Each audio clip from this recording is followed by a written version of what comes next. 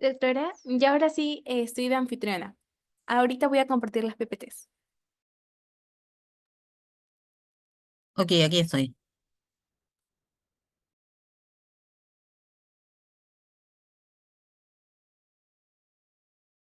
¿Me confirma si se puede observar, por favor?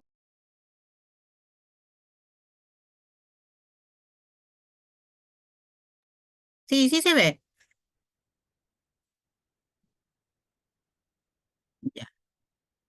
Buenas tardes, chicos. El día de hoy voy a dictar la clase de atención prenatal. Bueno, ofreciéndole las disculpas del caso por algunos problemas técnicos que hemos tenido. La que habla es la doctora Jacqueline Shimabukuro Teruya. Soy médico jefe del servicio Quinto C, Urgencias Obstétricas, del Hospital Nacional Edgardo Rebagliati. La siguiente, por favor. Hablar de atención prenatal es definirlo primero, ¿no? Es la vigilancia y evaluación integral de la gestante realizada por un profesional, de preferencia que sea ginecobstetra, a veces también lo realizan las licenciadas de obstetricia, eh, de un profesional de la salud capacitado con la finalidad de lograr el nacimiento de un recién nacido y de preservar la salud materna. La siguiente, por favor. Bueno, acá algunos de las fotos de cuando estábamos en la pandemia y se realizaban cirugías con toda la protección para tratar de evitar el contagio de COVID, ¿no? Adelante. Y aquí nos detenemos a hablar sobre las características que debe tener un control prenatal. Lo primero debe ser precoz. ¿Qué quiere decir? Precoz, que apenas la paciente tenga la sospecha de estar embarazada o de un retraso menstrual, acuda a la confirmación de embarazo y que de una vez se inicie el primer control prenatal. Entonces debe ser lo más precoz o temprano posible. Otra característica de un control prenatal es que debe ser periódico continuo. Estos controles prenatales deben ser en forma mensual hasta las 32 semanas y a partir de las 32 semanas debe ser cada 2 semanas y finalmente en el último mes, a partir de las 36, 37 semanas, debe ser semanal. Entonces, por eso hablamos que es un control prenatal periódico y continuo. La tercera característica de un control prenatal debe ser completo o integral. ¿Qué quiere decir? Que no solamente nos vamos a enfocar en la parte obstétrica, que si bien es cierto es lo más importante para nosotros, también tenemos que hablar de lo que es eh, la parte sistémica, ¿no? De lo que es los escuchar cómo está respirando la paciente, escuchar sus latidos cardíacos, que no tenga un soplo, en la evaluación de sus piernas, si tienen varices o no, y otras características, ¿no? Entonces debe ser evaluando todos los órganos o sistemas que tenemos. Debe ser también el control prenatal o la atención prenatal extensa y de amplia cobertura, ¿no? Quiere decir que cuando estamos ubicados en algún centro de salud o en algún hospital, tenemos que tratar de captar a la mayor parte o a todas las gestantes de la localidad o de nuestra cobertura, ¿no? Si estamos en nuestros SERUNS, haremos un radar de gestantes para ubicar a todas las pacientes, a todas las mujeres embarazadas, para ir viendo dónde se ubican, dónde viven, cuándo les toca su control prenatal, si es que no vienen, tratar de ubicarlas y decirles que se acerquen al establecimiento, ¿no? Entonces, tratar de que la atención prenatal coberture en forma amplia a todas y que las pacientes así vivan lejos, vengan al establecimiento a realizar su control prenatal. La siguiente. Los objetivos de la atención prenatal son evaluar integralmente a la gestante y al feto, como se les ha referido hace unos momentos, identificar la presencia de signos de alarma o enfermedades asociadas que requieran un tratamiento especializado para la referencia oportuna. Además, prevenir, diagnosticar y tratar las complicaciones del embarazo, preparar física y mentalmente a la gestante para el parto, así como el entorno familiar, hacer un plan de parto, instar a la paciente que haga psicoprofilaxis, promover el apoyo familiar, también el apoyo social para el cuidado prenatal, promover la lactancia materna, también prevenir el tétanos neonatal a través de la vacunación antitetánica, detectar lesiones precancerosas, el cáncer de cuello de uterino a través del Papá Nicolau. También tenemos promover la salud reproductiva y la planificación familiar. Además de promover una adecuada nutrición y prevenir y tratar la anemia en la gestación. Entonces, una vez que la paciente acude a nuestro establecimiento de salud, a nuestro consultorio, vamos a realizar en la primera oportunidad la evaluación prenatal inicial. Entonces, vamos a ver las funciones vitales. También vamos a ver el peso de la paciente y vamos a hacer una evaluación integral de todos los órganos y sistemas y vamos a pedir análisis prenatales, los cuales deben constar de hemograma, grupo sanguíneo y factor RH, glucosa urea creatinina, eh, también BDRL o serológicas, el descarte de VIH y el descarte de hepatitis B o antígeno de superficie. Además, en el primer control prenatal debemos pedir su primera ecografía para ver si es solamente un embrión, también para determinar si es intraútero el embarazo y para ver si es ya posible la viabilidad fetal. Otro punto importante en esta primera evaluación es el cálculo de la edad gestacional. Para ello, vamos a tener que preguntarle a la paciente cuál ha sido su fecha de última regla, si esta regla es confiable y realizar un examen pélvico. La siguiente. Entonces, en este punto del inicio del control prenatal, tenemos que establecer la fecha de última regla normal, ¿no? Si es que la paciente, hablamos de fecha de última regla normal, si la paciente no ha estado consumiendo anticonceptivos o colocándose algún anticonceptivo hormonal dentro de los últimos 6 meses, si la regla que nos refiere, la fecha de última regla que nos refiere la paciente ha tenido las mismas características de siempre en cantidad, en número de días que ha durado, etcétera. Si se acuerda adecuadamente la fecha de última regla, ¿no? Si lo ha apuntado en algún lugar, ¿no? Y también con ello podemos ver si esta regla es confiable para nosotros y que sea la forma en que vamos a definir la edad gestacional. ¿Cuánto dura el embarazo? ¿No? La duración del embarazo es de hasta 42 semanas, ¿no? A partir de las 37 semanas se considera un embarazo a término. Entre las 37 y 42 semanas es un embarazo a término. Mayor de 42 semanas ya es un embarazo postérmino. Y antes de las 37 semanas hasta las 20, desde las 20 a las 37 semanas es un embarazo pretérmino prematuro, ¿no? Y antes de las 20 a 22 semanas hablamos de un embarazo inicial. Si se produce una pérdida entre las 20 y 22 semanas, hablamos de un aborto.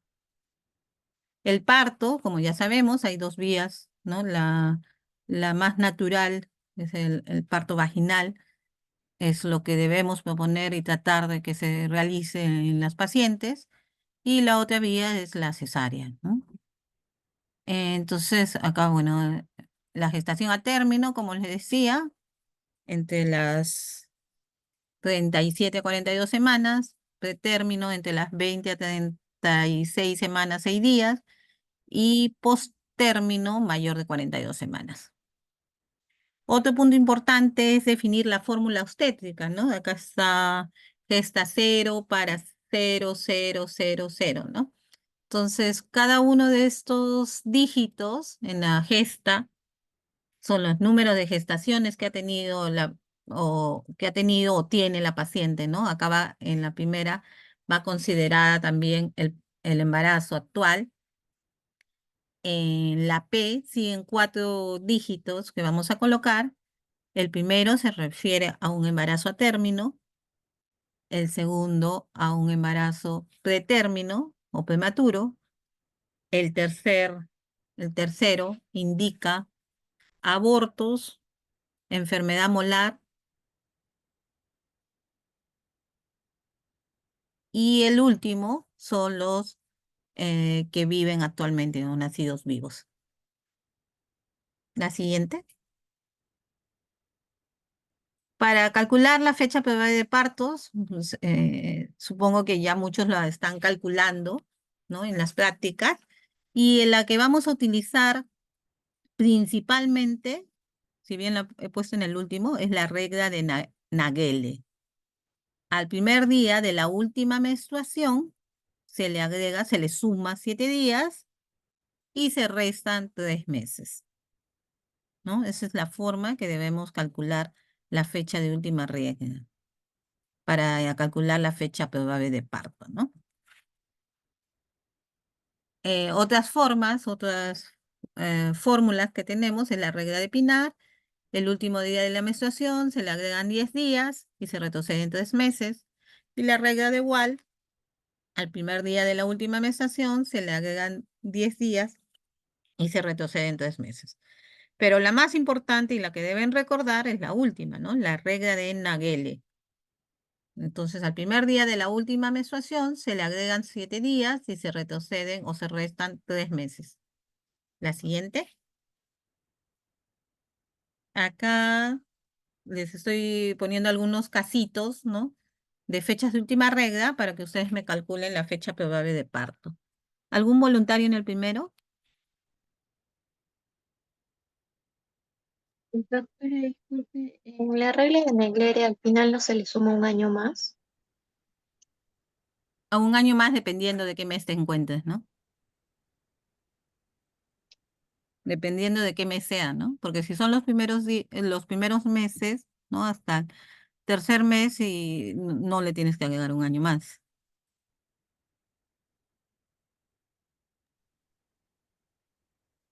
Tienes que tener en cuenta que solamente tenemos 12 meses, ¿no? Si estamos en febrero, no va a haber problema, pero si estamos en octubre o noviembre, ¿no? Sí vas a tener, a partir de abril vas a tener que agregar un año más.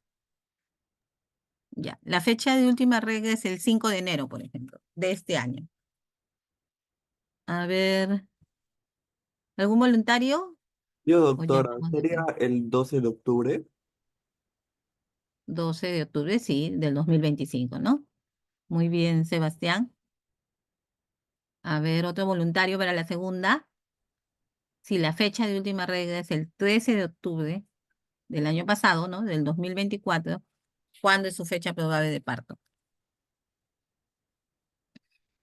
Sería, yo doctora, A ver, sería Genaro. 20 de julio del 2025.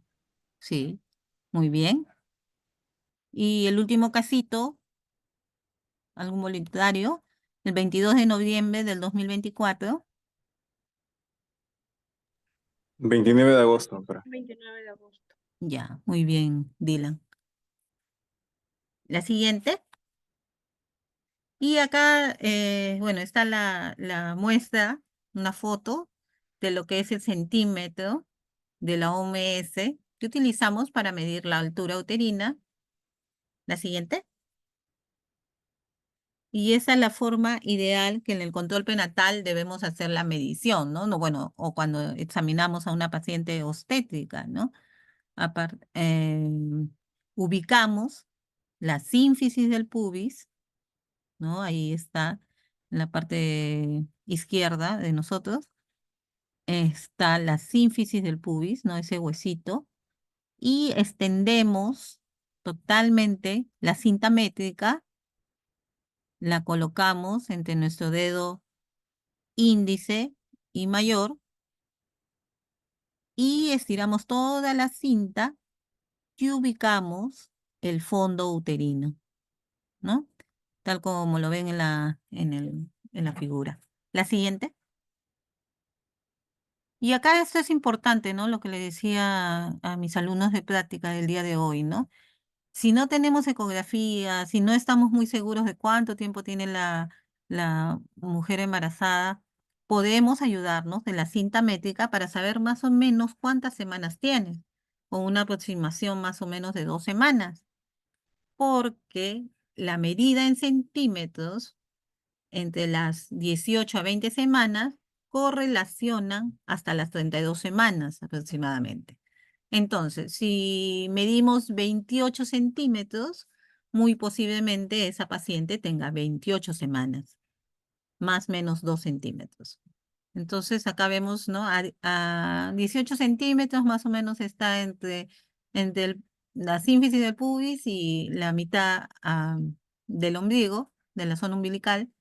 A las 20, 22 semanas está a nivel umbilical y las medidas que vayamos haciendo nos van a permitir tener un cálculo y una referencia para saber si este embarazo, si el niño, el feto está creciendo adecuadamente, ¿no? Entonces, si va en correlación sus semanas con los centímetros, estamos yendo bien, ¿no? Y si no es así, tenemos la obligación de pedirle una ecografía o mandarla a un establecimiento donde haya ecógrafo para que se pueda realizar esto y descartar lo que es la restricción del crecimiento intrauterino, ¿no? La siguiente. Acá vemos la técnica, ¿no? Se ubica la sínfisis del pubis, se estira bien el centímetro, la cinta métrica, y se ubica el fondo uterino, ¿no? Como les decía, la cinta se coloca entre el dedo índice y el dedo mayor y hacemos una medida adecuada, ¿no? Siempre entre un observador y otro observador puede haber hasta 2 centímetros de diferencia, ¿no? Por eso tratar de ir practicando en esto para que ustedes tengan la experiencia necesaria y estén seguros de lo que están midiendo, ¿no? Porque a veces medimos o la mano la ponemos muy hacia un lado o hacia el otro y podemos disminuir o aumentar la medida en centímetros de la altura uterina. La siguiente. Acá es una parte, este gráfico es una parte de lo que observamos en los cartones de control prenatal, ¿no? En las fichas de control prenatal, ¿no? Vamos mensualmente o cada vez que venga la paciente, según su edad gestacional, ubicamos la medida que tiene y vemos si está entre el percentil 10 y 90, ¿no? O si está en el percentil promedio, que es el percentil 50, para saber si está creciendo o no adecuadamente el bebé. La siguiente, por favor. Acá lo tenemos a colores, ¿no? Vamos viendo cómo va avanzando el embarazo y cuánto debería medir la altura uterina, ¿no? Eso es importante. Casi todas las tarjetas de control prenatal tienen estos cuadros, ¿no? Sobre todo los que son del Ministerio de Salud y de Salud tienen los cuadros para ver si está avanzando adecuadamente en tamaño, en peso, el embarazo, ¿no? Vemos semanas de amenorrea, altura uterina, semanas de amenorrea, incremento del peso materno, semanas de embarazo, altura uterina, semanas de embarazo e incremento del peso, ¿no? Entonces, acá vemos que nos podemos ir guiando. Cada vez que se venga su control, le ponemos un puntito y vamos viendo si está dentro de los percentiles adecuados, ¿no? Como saben, los percentiles entre que debe estar es entre el 10 al 90. La siguiente, por favor. Acá un poquito de las maniobras de Leopold, ¿no? La primera, la segunda, la tercera y la cuarta maniobra de Leopold. A ver, ya supongo que han estado realizando esto, las maniobras en las prácticas, ¿no? A ver, vamos a llamar a alguien. A ver, Abigail, ¿estás ahí? Sí, doctora. A ver, Abigail, la primera maniobra, ahí está el dibujito. ¿Para qué te sirve? Para definir la situación. Ya, ¿estás segura? Sí, se palpa el fondo, o sea, la parte superior, para poder saber con qué polo fetal me estoy, o sea, qué polo fetal está en la parte superior, ¿no? Ajá, ¿qué polo está, no? Es para definir eso, el polo fetal que se encuentra en la parte superior o inferior, ¿no? Ya. A ver, Alanis, Sí, doctora, buenas tardes. la segunda maniobra, ¿para qué te sirve? Sí, la segunda maniobra es para ver la situación del feto, si es que está su dorso mirando para el, bueno, está para el lado izquierdo o derecho del útero. Ya. ¿Y también qué te permite ver esa maniobra?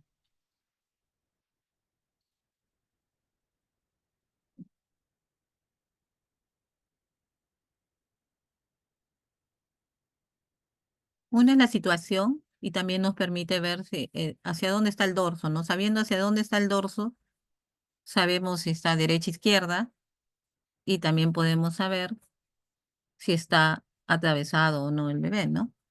La tercera maniobra, a ver, Alexia.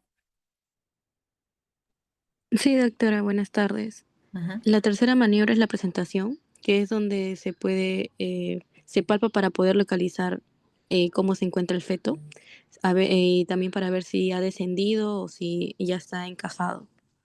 Claro, ¿no? Vamos a ver el peloteo, ¿no? Que va a hacer si está la cabecita del bebé, vamos a observar ese peloteo, ¿no? Tal como está en la lámina, ¿no? Y la cuarta maniobra, a ver, Diego,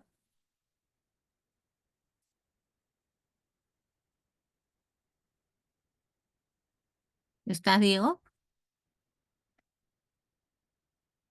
Ya se fue a almorzar, Diego. ¿Hay varios Diego? No. A ver, Dylan, Encajamiento, doctora. ya.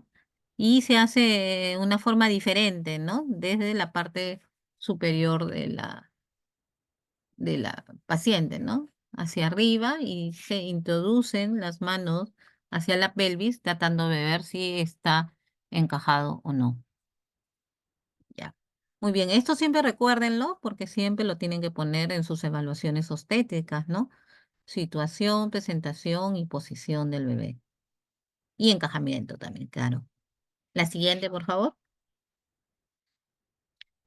Después de la primera evaluación prenatal, como les decía, hay una rutina o un seguimiento a estas pacientes, ¿no? Debe ser mensual hasta las 32 semanas, luego va a ser quincenal de 32 a 36 semanas y finalmente va a ser semanal hasta que nazca el bebé, ¿no? Entonces, en las evaluaciones prenatales posteriores hay un esquema de control aprobado por el MINSA, hay exámenes de laboratorio por realizar y debemos tener dos a tres ecografías principales, ¿no? Recordar que la ecografía de las 12 a 14 semanas es la ecografía genética, en la cual vamos a descartar cromosomopatías en el bebé o riesgo de que presenten estas cromosomopatías. En la ecografía de las 20 a 24 semanas, que es la ecografía morfológica, nos sirve para ver detalladamente al bebé y para ver que esté desarrollando todos los órganos adecuadamente, ¿no? Es una ecografía muy importante en nuestros controles prenatales.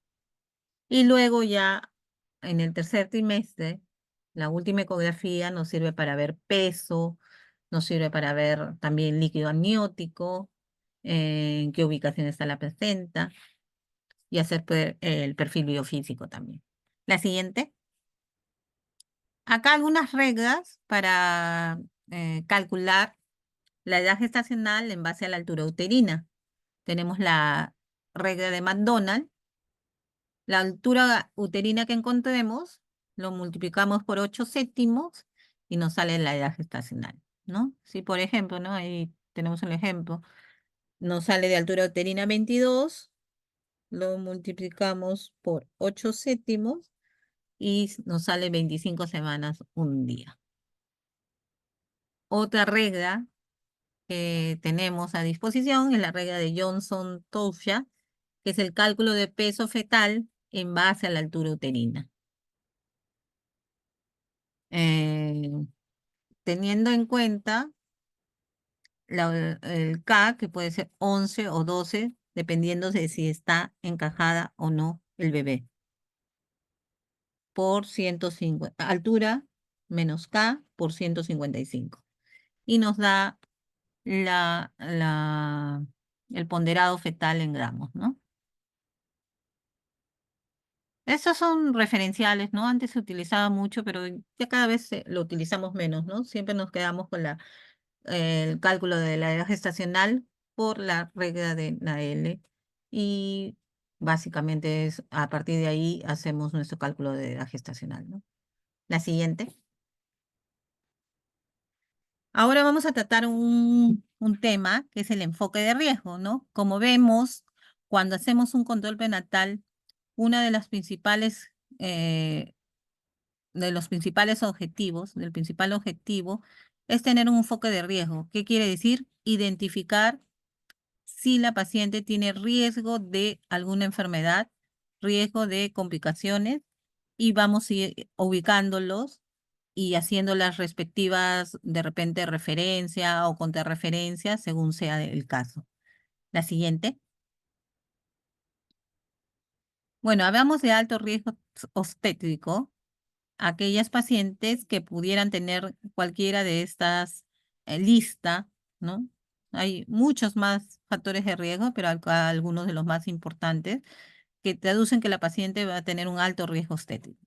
La desnutrición materna, el sobrepeso, la obesidad, ¿no? Como sabemos, si está desnutrida la paciente, probablemente tenga un bebé con restricción del crecimiento o con algún otro problema metabólico al nacer. El sobrepeso y la obesidad se relacionan a preeclampsia, se relacionan a diabetes gestacional, entre otros. La edad de entre 15 y 18 años, las pacientes adolescentes que todavía su cuerpo no ha terminado de desarrollar, pueden tener algunos problemas en el momento del parto, y también hay mayor riesgo de preeclampsia, hay mayor riesgo de restricción del crecimiento, así como también en aquellas pacientes que les decimos añosas, ¿no? Entre comillas, que es la edad mayor o igual a 35 años, ¿no? También tienen riesgo de preeclampsia, de diabetes, de alteraciones metabólicas, de que que salga a relucir alguna enfermedad de fondo que hayan tenido escondida, ¿no? Entonces, esos son algunos de los factores de riesgo. En la gran paridad, o sea, si tiene más de 4 niños, más de 4 hijos, el intervalo intergenésico menos de 2 años, antecedentes de parto prematuro o producto de bajo peso, ¿no? Se pueden repetir los partos prematuros. Entonces, aquella paciente que ha tenido un bebito prematuro, posiblemente se vuelva a repetir. La anemia también es un factor importante, ¿no? En el embarazo, las cesáreas anteriores, la miometomía previa, algunas enfermedades como el asma bronquial, talla, bueno, acá hay un error porque la talla que se considera es talla menor de 1,43 m. El embarazo mayor de 41 semanas, hay más riesgo de óbito fetal.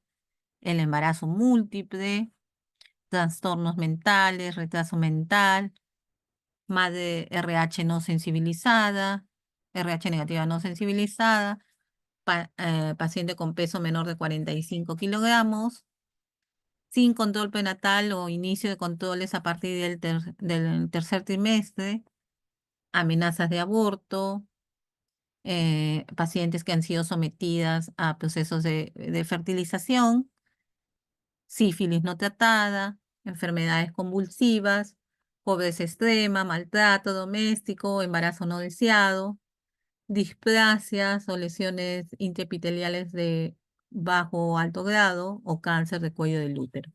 La siguiente. Y acá están los factores de muy alto riesgo obstétrico, ¿no? Embarazos menos de 15, hemoglobina menos de 7, trastornos hipertensivos del embarazo o antecedentes de estos trastornos, abortadora habitual, es aquella que ha tenido más de 2 pérdidas o abortos, eh, el antecedente de función fetal tardía, ¿no? De óbitos fetales tardíos, antecedente de enfermedades genéticas o malformaciones congénitas, polidamios o oligodamios, ya que nos obliga a descartar malformaciones, ¿no? En los polidamios, aparte también tienen relación con diabetes gestacional, con diabetes materna, con alteraciones en lo que es el sistema nervioso central y también la vía digestiva. El oligoamnios tiene relación con malformaciones renales y también con problemas de insuficiencia placentaria. También es de muy alto riesgo estético la restricción del crecimiento intrauterino, aquellos niños que están por debajo del percentil 10, el sangrado en el segundo o tercer trimestre del embarazo, la ruptura prematura de membrana, enfermedades infecciosas como malaria, dengue, chagas, etc. Embarazos múltiples, más de 3 embarazos, embarazos con VIH o SIDA, infecciones vaginales por estreptococo del grupo B, cardiopatías, nefropatías, diabetes mellitus y otras endocrinopatías, hemoglobinopatías, cáncer de cuello, cáncer de mama, algunas tabaquismo, alcoholismo, drogadicción, la tuberculosis pulmonar activa, el herpes genital activo en el tercer trimestre, enfermedades autoinmunes, condilomatosis genital, malformaciones congénitas genitales maternas, entre las principales, ¿no? La siguiente.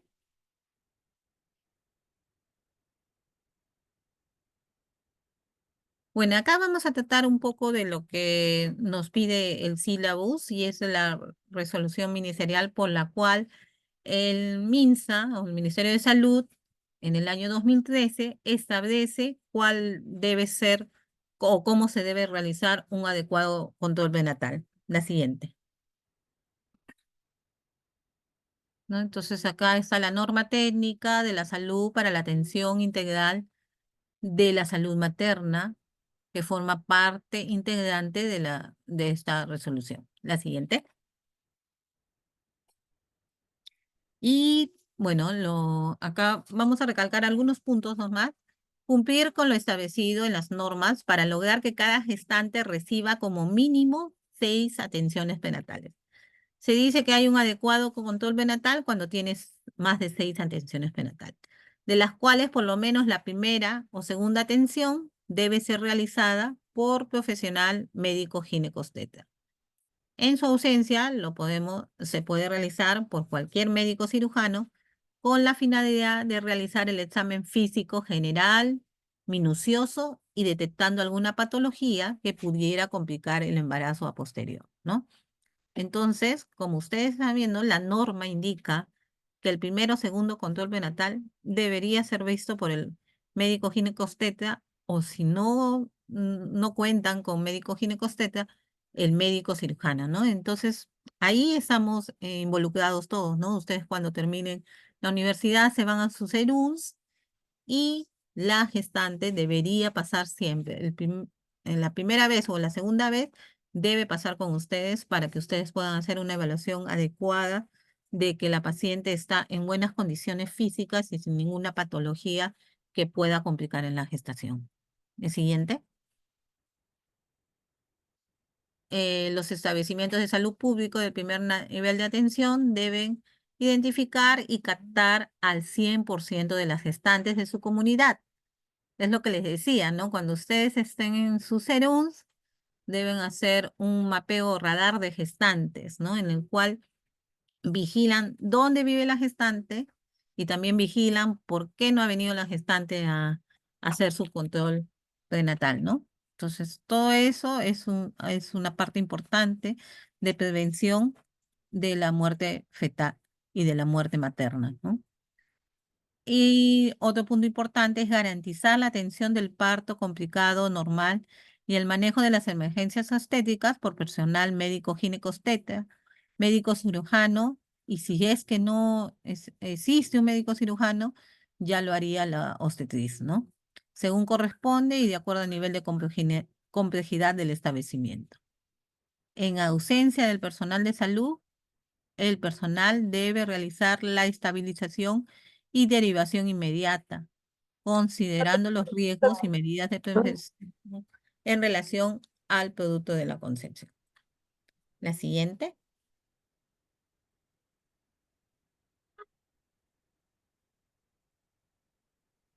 Sí, mucho se menciona que debería haber una consejería o una atención preconcepcional. Quiere decir, antes que la paciente o la mujer se embarace, debería pasar por este control o por esta atención para que sepa si tiene alguna enfermedad, para que sepa si tiene algún problema de violencia familiar, también si tiene algún tipo de lesión precancerosa en el cuello del útero o en las mamas.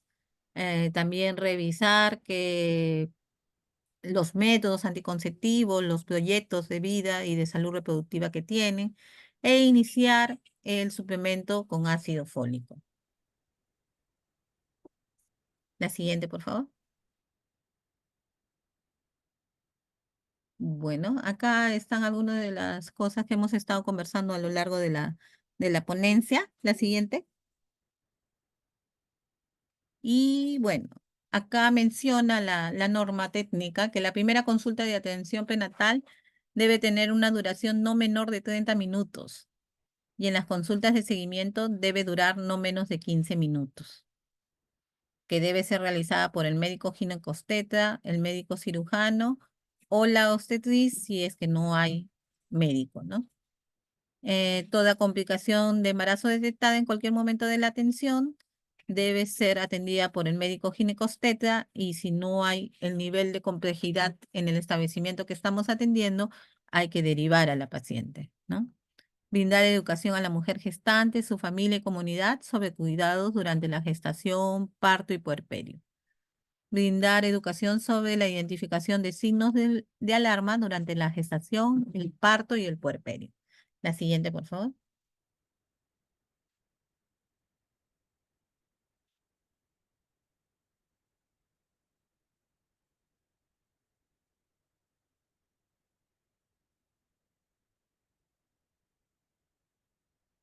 Acá está lo que estábamos mencionando de las ecografías, ¿no?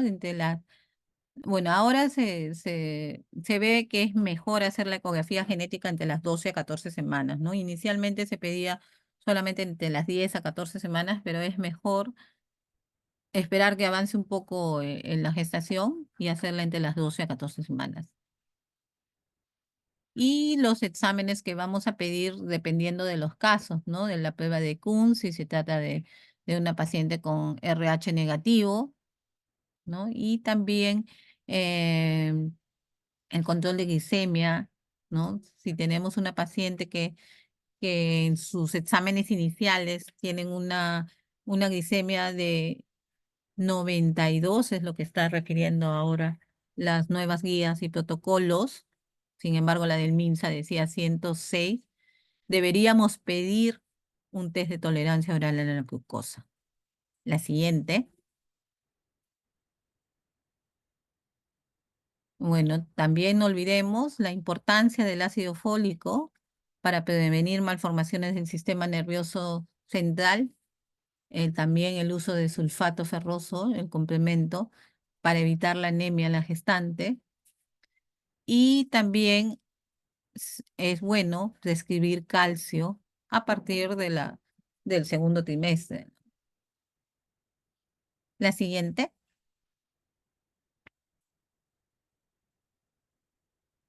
Acá algunas de las cosas que debemos solicitar en cada vez que intervengamos en un control prenatal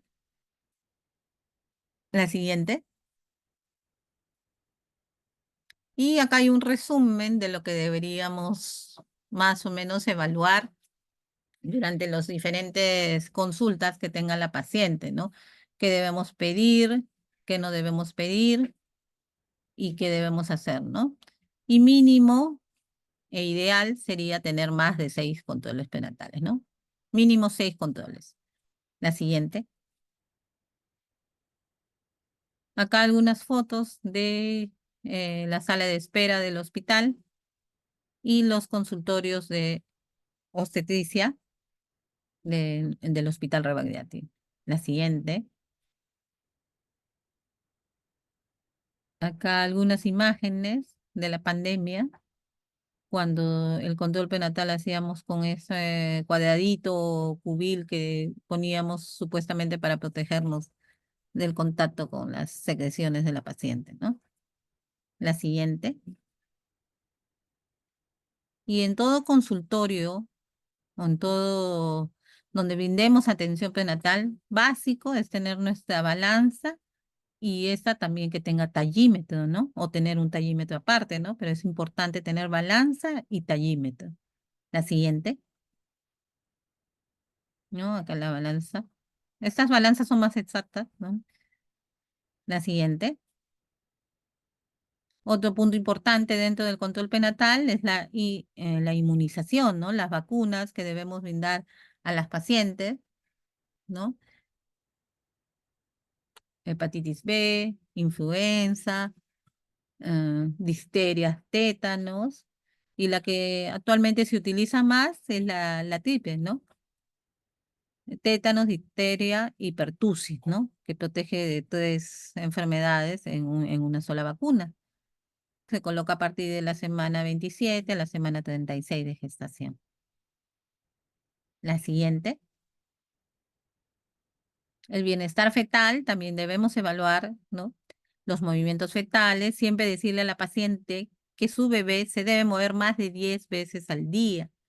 La percepción de movimientos fetales empieza más o menos a partir de las 20 a 22 semanas y siempre el bebé se debe estar moviendo, ¿no? Los bebés o los fetos duermen muy poco durante el embarazo, ¿no? Cada media hora duermen un ratito y así, o sea, normalmente se están moviendo bastante y sobre todo después de la ingesta de alimentos. Media hora después de la ingesta de alimentos, los bebés se mueven 3 a 4 veces y eso vamos contabilizando y al final del día debe haberse movido más de 10 veces. La frecuencia cardíaca fetal, ¿no? Hablamos de frecuencia cardíaca fetal normal entre 120 a 160 latidos por minuto. La ecografía obstétrica, como ya les estuve conversando, más o menos debe ser 3 ecografías en todo el embarazo.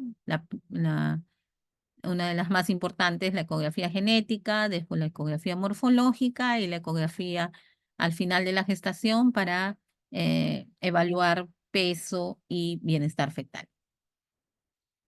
Conocer los signos de alarma durante el embarazo, ¿no? Los signos de alarma durante el embarazo son fiebre, sangrado, pérdida de líquido, disminución de movimientos fetales, dolor de cabeza, ver lucecitas, principalmente, ¿no? Y también tenemos algunas pruebas de bienestar fetal o monitoreo fetal. La siguiente. Los signos de alarma que ya les había estado mencionando. Generalmente están también en las cartillas de control prenatal, ¿no? El hinchazón, la visión borrosa. Estos se mencionan en la tarjeta de control prenatal, ¿no? En algún lugar de la tarjeta de control prenatal están especificados los signos de alarma. La siguiente. Acá una forma. Hay varias formas de hacer el control de movimientos fetales, ¿no? La que utilizamos en el hospital es ver cuánto se demora el bebé para tener 10 movimientos, ¿no? Eso es básicamente este cuadro, ¿no? Y acá lo va haciendo día por día la paciente, ¿no? Otra forma es la que les estaba diciendo, ¿no? Después de media hora de ingerir alimentos, se debe mover 3 a 4 veces y los van contabilizando y debe dar más de 10, ¿no? Entonces, con esto vemos si el bebé se está moviendo o no se está moviendo durante el día, ¿no? La siguiente. Acá es el esquema que tenemos para hacer las pruebas de bienestar fetal, llamadas NST o test no estresante, y también para el test estresante, ¿no? Lo que vamos a ir observando según estos tests, ¿no? Son 5 parámetros que vigilamos. El primero, la frecuencia cardíaca basal, la variabilidad, los movimientos fetales, la reactividad y las desaceleraciones. La siguiente, por favor. Acá tenemos un trazado de un monitoreo fetal. Se colocan dos vendas o o correas a la paciente, en la cual la primera va para los latidos cardíacos y la segunda va para el fondo uterino y nos evalúa básicamente lo que es el tono fetal, ¿no? Y va a ver cuando hay contracciones, hasta cuánto aumenta en milímetros de mercurio la contracción, ¿no? En intensidad de la contracción. Acá, por ejemplo, en este trazado, en la parte superior, vemos los latidos cardíacos. Si trazamos una línea por donde pasen la mayoría de los latidos, más o menos este bebé tiene de 148 a 150 latidos por minuto, ¿no? Ese es uno de los parámetros que vemos. El segundo es la variabilidad, que significa las variaciones de los latidos que hay minuto a minuto, ¿no? Como les decía, los latidos cardíacos del bebé no son estáticos, no es una línea, baja y sube, ¿no? Entonces, eso es la variabilidad. Tercero son los movimientos fetales. Los movimientos fetales son los triangulitos que están en el medio de este trazado. Esos triangulitos del medio indican que la paciente ha apretado el botón diciendo que hay un movimiento.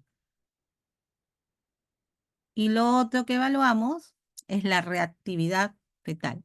¿Qué quiere decir?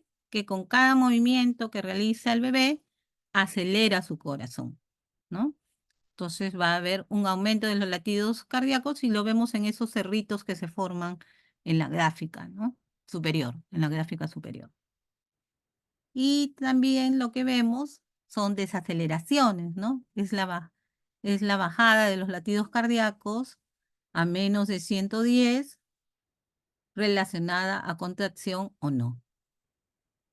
Entonces, eso es una prueba de bienestar fetal muy importante, el no estresante, y cuando colocamos oxitocina para ver suficiencia placental, se llama test estresante. En la parte inferior de este cuadro, de este trazado, vemos algunas pequeñas contracciones que ha tenido la paciente, ¿no? Esos cerritos que se ven chiquitos abajo son las contracciones de la paciente. La siguiente. Bueno, acá lo respondieron como los latidos cardíacos en 140, la variabilidad de 5 en 10 en un minuto, que se movió más de 3 veces, la reactividad un poco atípica, porque en algunos momentos aceleraba con los movimientos, en otros aceleraba muy poco, ¿no? Desaceleraciones no tuvo, sin cambios, y le da un puntaje de 8 en 10. Se considera que el test estresante normal es por encima de 8 u 8, ¿no? Mayor o igual a 8. Cuando es de 7, se considera que debemos repetir el monitoreo en menos de 6 horas. Y si es inferior a 6, debemos evaluar la posibilidad de culminar gestación, muy posiblemente por cesárea, ¿no? La siguiente. Acá otro tracedito, ¿no? En donde se ven que la variabilidad por ciertas partes era un poquito menor, sobre todo al final del trazado.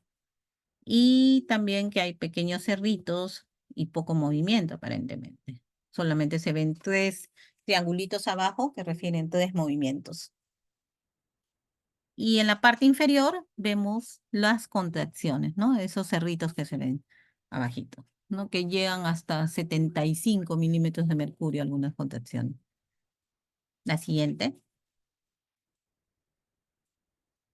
Acá haciendo una ecografía en la época de la pandemia, ¿no? La ecografía es un examen auxiliar que nos apoya mucho en la detección de algún problema fetal o también embrionario, ¿no? La siguiente. Ahora vamos a cambiar un poquito del tema, pero este cuadro es para que lo sepan y sobre todo que quiero que recuerden la primera parte, ¿no? La categoría A y la categoría X, ¿no? Entonces, en la categoría A están los medicamentos que se pueden utilizar sin problemas en la gestación, ¿no? Tenemos el ácido fólico, ¿no? Las vitaminas, ¿no? Eh,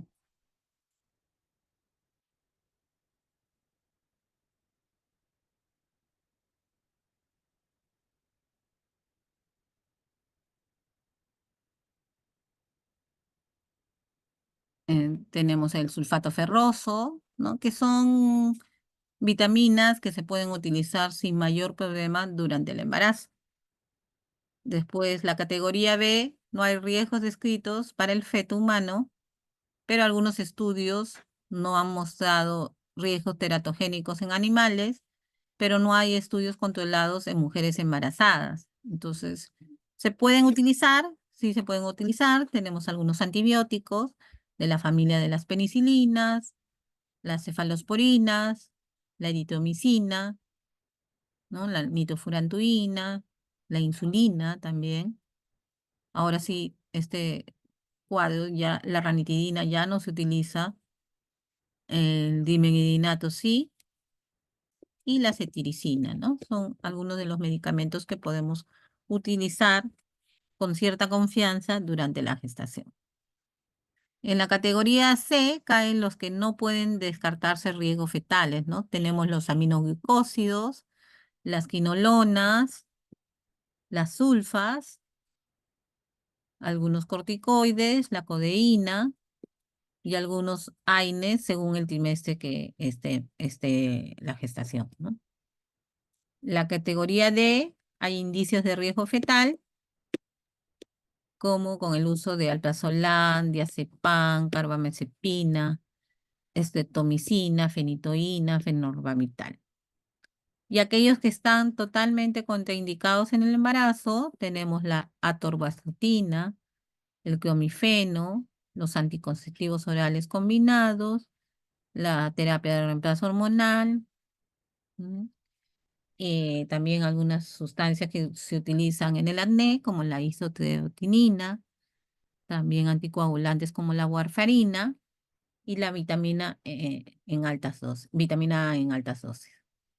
Entonces, esto es para que vean las categorías de medicamentos, lo que puede usar la gestante sin ningún problema, lo que se utiliza generalmente cuando tienen infecciones, están en la categoría B, y el resto hay que evaluar riesgo versus beneficio o no utilizar en el caso de la categoría X. La siguiente, por favor. Trabajar durante el embarazo, la mujer puede trabajar durante el embarazo, salvo que realice una actividad tan extenuante o tan fuerte como cargar peso o de repente tener contacto con algunas sustancias tóxicas o teratogénicas, ¿no? O las pacientes o las mujeres que trabajan en rayos X o en resonancia, ¿no? Tratar de sacarlas, por lo menos durante los 4 primeros meses de esas áreas para que no tengan ningún problema sus bebés. La siguiente. Una gestante debe consumir alimentos ricos en hierro y proteínas, ¿no? Es importante el consumo de pescado a la cabeza, de carnes rojas, de frutas, verduras, de leche, de calcio, yogur, queso, ¿no? Frutas, verduras y mucha agua. La gestante debe tomar descansos cortos y frecuentes, debe estar en movimiento, no estar en éxtasis porque hay unos problemas de circulación que hacen que se hinchen las piernas, etcétera, ¿no? Debe beber muchos líquidos, ir al baño con frecuencia también para evitar las infecciones urinarias y para evitar también algunos problemas, ¿no? Como los cálculos renales, la litiasis vesicular, ¿no? Todas esas cosas que aumentan la frecuencia por los cambios fisiológicos que sufre la mujer embarazada. La siguiente. Reducir cierto tipo de actividades según lo que pueda poner en riesgo el embarazo. Seguir una rutina de ejercicios, ¿no? No significa que la mujer que toda su vida ha estado acostumbrada a realizar ejercicios ya no los haga, ¿no? Puede seguir con su actividad física. También aquellas mujeres que no realizan mucha actividad física deberían practicar caminata o de repente tomar clases de gimnasia prenatal o hacer natación prenatal. Acostarse temprano, tratar de dormir las 8 horas completas. La siguiente. Acá algunas de las recomendaciones que se tienen para las pacientes de cuánto deberían de ganar de peso durante la gestación, ¿no? Teniendo en cuenta el índice de masa corporal. Este índice de masa corporal lo vamos a sacar con el peso que tenga antes de la gestación, ¿no? Antes de iniciar la gestación. Entonces, en base a eso, ¿no? Si es de bajo peso la paciente, si tiene un IMC inferior a 18.5, la ganancia de peso recomendada durante toda la gestación puede ser de 13 hasta máximo 18 kilos. Si tiene un peso normal, la ganancia ponderal debe ser entre 11 a 16 kilos como máximo. Si tiene sobrepeso, ¿no? Si su IMC es entre 25 a 29.9, la ganancia ponderal máximo debe ser entre 7 a 11 kilos. La paciente obesa, si tiene un índice corporal de más de 30, la ganancia ponderal debe ser mucho menor, 5 a máximo 9 kilos en toda la gestación. Y acá hay un acápite para el embarazo gemelar, ¿no? Teniendo en cuenta que si bien no deberían engordar el doble, como que se les permite un poco más de ganancia ponderal. La siguiente. Acá hay muchas preguntas en el embarazo, ¿no? Que las pacientes te preguntan, te dan a conocer, ¿no? El tabaco, está prohibido el tabaco en la gestación. Relaciones sexuales pueden tener, salvo que tengan placenta previa, amenaza de aborto o amenaza de parto prematuro. Viajes pueden realizar, pero existe cierto riesgo en aquellas pacientes que viajan en avión por muchas horas de que pudiera haber un desprendimiento prematuro de placenta. Entonces, por los cambios de presión que existen en el avión. Entonces, no es recomendable realizar viajes largos en la segunda mitad de la gestación. Cefalea, ¿no? Hay pacientes que antes han tenido migraña, ¿no? Y que en el embarazo como que algunas les aumenta la intensidad, otras están iguales, pero ¿qué pueden hacer las pacientes, no? Podrían tomar paracetamol de repente si tienen mucho dolor de cabeza y evitar sus situaciones de estrés, ¿no? Que aumentan también la cefalea. El reflujo gastroesofágico es algo fisiológico en la mujer gestante. Lo que son los esfínteres del estómago tienden a quedar semiabiertos en la gestación y eso hace que se regurgite los ácidos gástricos, biliares, etcétera, y producen mucha molestia en la gestación, ¿no? Evitar aquellos alimentos que aumentan el reflujo gastroesofágico, ¿no? Están los chocolates, la gaseosa, los azúcares en general. La constipación, ¿no? Hay cambios hormonales en la paciente que hacen que el movimiento intestinal sea muy lento. entonces provoca estreñimiento o constipación, ¿no? Aunado a la toma de hierro, ¿no? Que estreñe también a las pacientes. Los calambres en la mujer gestante es algo muy común. Hay problemas de circulación, hay problemas de varices, hay problemas de déficit de potasio, ¿no? Se recomienda mucho dormir con las piernas levantadas, estar cuando están sentadas también con las piernas levantadas. Y para el déficit de potasio, el consumo de plátano, uno diario.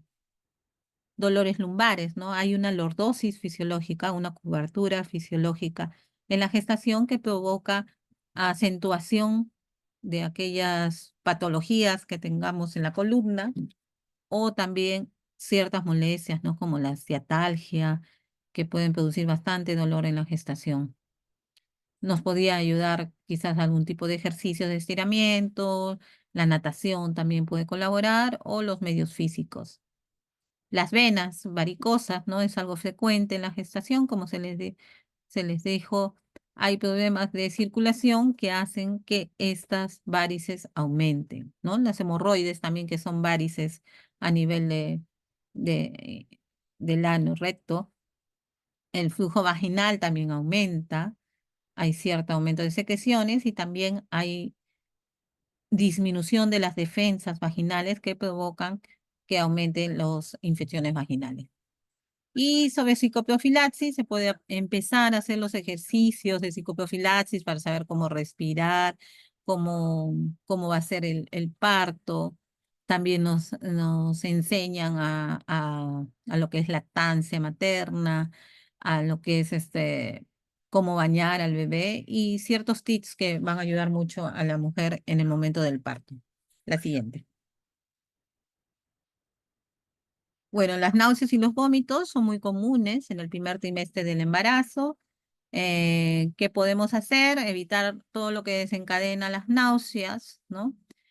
Comer comidas a cada ratito y de a poquitos, tomar vitamina B6 y los medicamentos antináuseas, ¿no? Como el dimethinato pueden ayudar. La siguiente.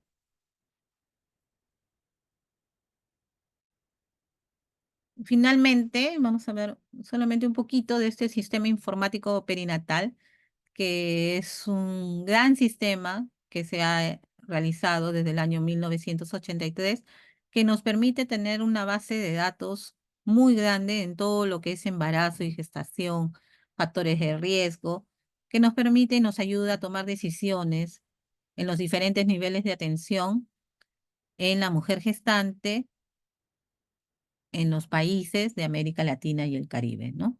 Entonces, este gran sistema informático nos ayuda a tener en cuenta factores de riesgo, a tener en cuenta cómo va aumentando el peso de la mujer, etcétera, etcétera, y identificar los factores de riesgo que nos van a ayudar a tomar decisiones. Y también, claro, sirve para hacer investigación. La siguiente. Está formado por un grupo de instrumentos originalmente diseñados para el uso de los servicios de ginecobstetricia y neonatología, ¿no? Tenemos el carnet perinatal, el partograma, también tenemos el carnet del recién nacido, ¿no? Y otros datos más que nos permite tener a través de este sistema informático. La siguiente.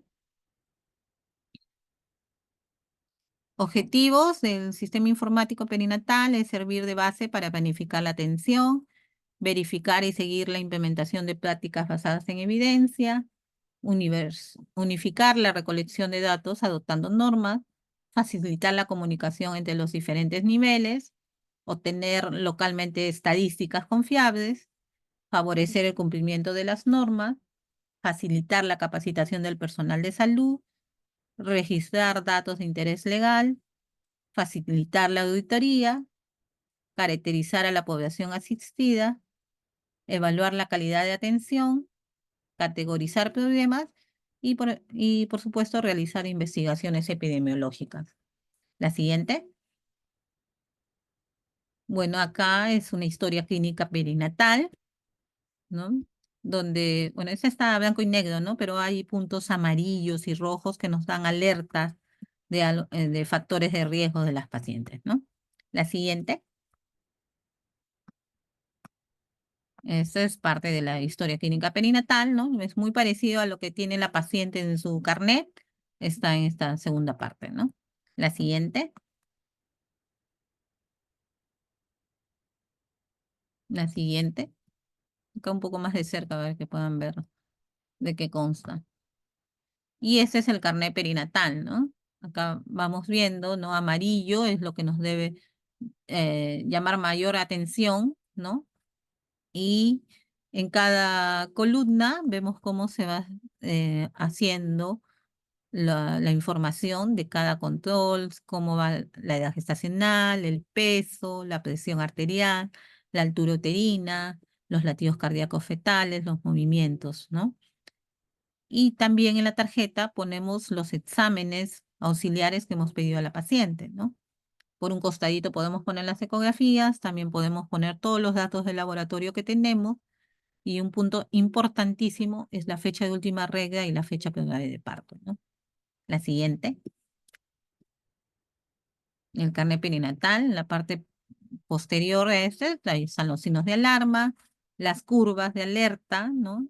En cuanto al peso, la altura uterina, los signos de alarma y las citas de control en la carátula del carnet perinatal. La siguiente. Otra tarjetita de control, ¿no? Incluso acá se puede ir poniendo las vacunas de la paciente, ¿no? Etcétera, o llamar la atención, ¿no? Con un aro, si es gemelar, no sé, si tiene cesárea anterior 2 veces o 3 veces, ¿no? Ahí vamos llamando la atención con el amarillo. La siguiente. La siguiente. Y bueno, terminamos esta ya exposición con las conclusiones. El enfoque de riesgo juega un rol importante en reducir la morbimortalidad materna y perinatal. Entonces, una de las conclusiones más importantes es que a través de este control prenatal vamos a poder identificar los factores de riesgo y de esta manera vamos a prevenir la morbimortalidad materna y perinatal. Entre el 15 al 30% de los embarazos son considerados de alto riesgo y en esto se presenta la gran mayoría de complicaciones, ¿no? Un 60% de la morbilidad materna perinatal y mortalidad materna perinatal. El control prenatal es indispensable para mejorar la salud materna y perinatal. Es de suma importancia instruir a las gestantes sobre los signos de alarma. El adecuado registro de la información es imprescindible, por eso tenemos un sistema informático perinatal. La mayoría de las causas de la muerte materna son previsibles y la participación informada de la población es necesaria para mejorar la salud materna. La siguiente. Bueno, muchas gracias, chicos. No sé si tienen preguntas antes de terminar la sesión. Doctora, una pregunta. Sí. En la fórmula obstétrica, si es un bebé post-término, ¿dónde se le pone? ¿En nacidos o en cuál? Cuando es post-término, se considera término también. En el Después de la primer P, en la cero. primera. En el primer cero. Ajá. Ahí ya. También en signo de alarma, ¿hinchazón de toda la cara o puede ser solamente el cambio de la nariz? Porque yo he sabido que varias madres se quejan que su nariz les cambia a partir del parto. ¿Eso también es un signo de alarma No, o en debe ser toda la realidad, cara? el hinchazón es principalmente en miembros inferiores cuando es por encima de la mitad de la pierna, ¿ya?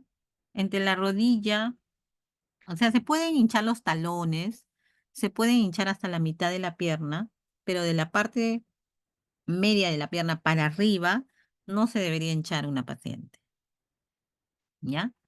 La hinchazón de manos también.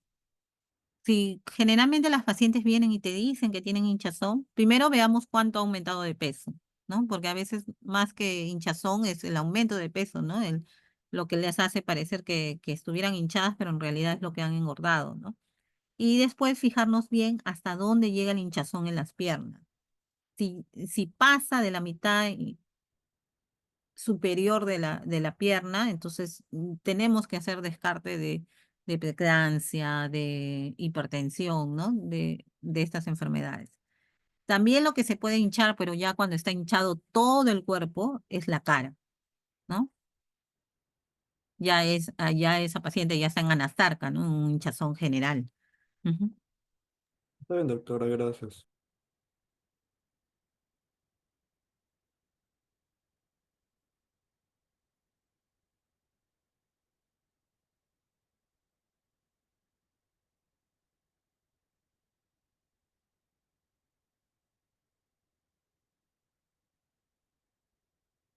¿Alguna otra pregunta, chicos? Sí, doctora, buenas tardes. Una Sí. consulta, el tema de las desaceleraciones, ¿cómo es que yo, o sea, cómo las voy a tomar en cuenta o qué significan?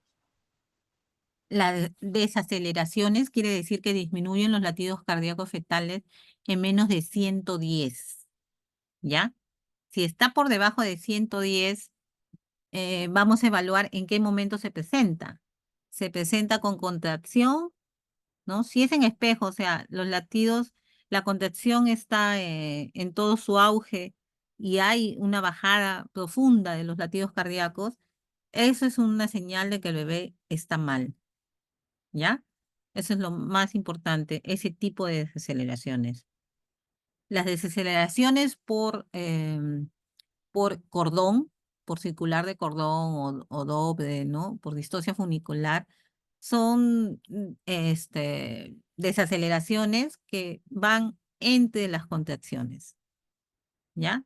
Las más importantes son las que se producen en espejo, ¿no? Cuando hay contracción, desaceleran los latidos o bajan los latidos a menos de 110. Y en eso ya tenemos que tomar una decisión, lo más probable quirúrgica. Ok, pero si las desaceleraciones no están en el momento de la contracción, entonces no se toman en cuenta o sí. Tendríamos que ver cuándo aparecen, ¿no? Si es unita que aparece en todo el trazado, puede ser a veces por compresión, ¿no? La paciente, si se echa hacia el lado derecho, podría presentar una desaceleración o una bajada de latidos, ¿no? Entonces, eso, pero si recupera rápidamente al ponerse en decúbito o decúbito lateral izquierdo, entonces eso pasaría como normal, ¿no? La cantidad de desaceleraciones también es importante, ¿no? El porcentaje de desaceleraciones que hay en un trazado. Pero de todas las más importantes es las que se producen en espejo, ¿no? Hay contracción y hay desaceleración a la vez. Ujú. Ok, gracias, doctora.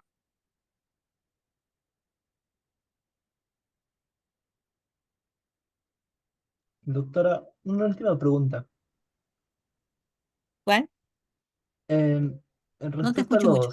a los medicamentos que menciono de categoría A, B, ¿se reciben las mismas dosis que un adulto normal o hay algún cambio en algunos de ellos? No, en general se utilizan la misma dosificación, ¿no? Casi es por peso, ¿no?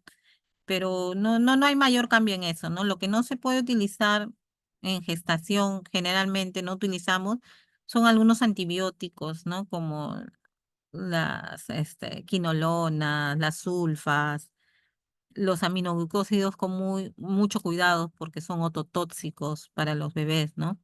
Entonces hay que evaluar riesgo versus beneficio de utilizar algún aminoglucósido, ¿no? Algunas sustancias que se utilizan en la tuberculosis también no están del todo exentas de malformaciones, ¿no? Entonces, por eso se evitan, ¿no? También, por ejemplo, ¿no? Cuando utilizan isotretinoína para el acné, la dermatóloga le dice a la paciente que no debe embarazarse dentro de el primer año de uso, ¿no? Durante todo un año no se debería embarazar, ¿no? Porque es altamente teratogénico, por ejemplo, ¿no? Eso no sé si responde, pero en líneas generales las dosificaciones son parecidas, ¿no? Para un adulto o para una mujer, ¿no? Sin gestación. Gracias, doctora.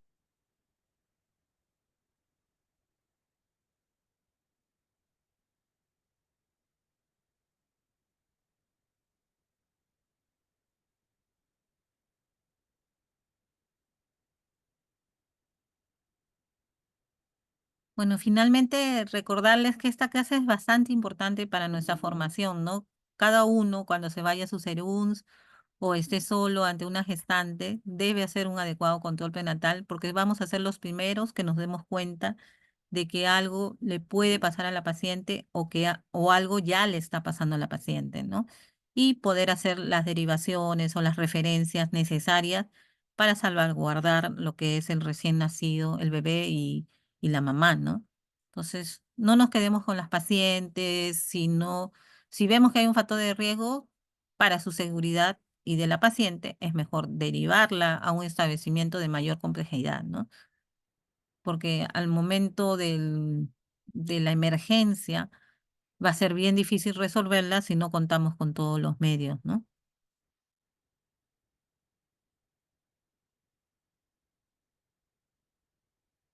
Bueno, chicos, muchas gracias por su atención. Espero que hayan entendido toda la clase y ya nos estamos viendo por el hospital o en alguna otra clase. Muchas gracias, hasta luego. Hasta luego, Gracias, doctora. Muchas doctora. gracias Hasta por luego, todo. doctora.